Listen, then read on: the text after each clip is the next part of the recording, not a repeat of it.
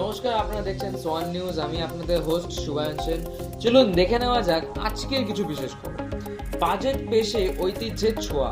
পশ্চিমবঙ্গের অর্থমন্ত্রী স্বপন দাশগুপ্ত 2026-27 অর্থবর্ষের বাজেট পেশ করতে গিয়ে হাতে নেন ঐতিহ্যবাহী মাদুর কাঠি এবং পাটের তৈরি ফাইল।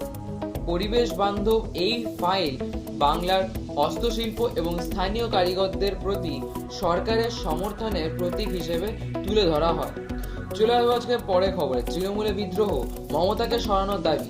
তৃণমূল কংগ্রেসের এক বিদ্রোহী গোষ্ঠী বৈঠক করে দলনেত্রী মমতা বন্দ্যোপাধ্যায়কে দলের প্রধান থেকে সরানোর দাবি জানিয়েছে।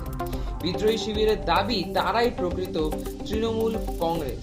পাশাপাশি নতুন জাতীয় কার্যকরী কমিটি গঠনের কথাও জানানো হয়েছে। ঘটনাকে ঘিরে রাজ্যের রাজনৈতিক মহলে ব্যাপক চর্চা শুরু হয়েছে। চলে আসবো আজকের পরের খবরে। বেকারদের জন্য ভরসা কর্মসূচি 2026-27 বাজেটে ভরসা কর্মসূচি নামে নতুন প্রকল্পের ঘোষণা করেছে রাজ্য সরকার।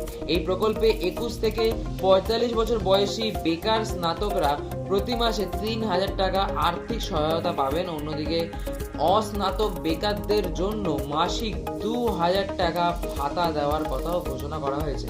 এছাড়াও অবসরপ্রাপ্ত সাংবাদিকদের জন্য মাসিক 5,000 টাকা পেনশনের প্রস্তাব রাখা হয়েছে। চলে আসবো আজকে শেষ খবর। ডিএ বৃদ্ধি ও 1 লক্ষ চাকরির ঘোষণা। রাজ্য বাজেটে সরকারি কর্মচারীদের জন্য ডিএ 18% থেকে বাড়িয়ে মোট 38% করার ঘোষণা করা হয়েছে। পাশাপাশি আগামী দিনে বিভিন্ন সরকারি দপ্তরে 1 লক্ষ শূন্য পদে নিয়োগের প্রতিশ্রুতি দিয়েছে সরকার। এর মধ্যে 33% পদ মহিলাদের জন্য রিজার্ভ থাকবে।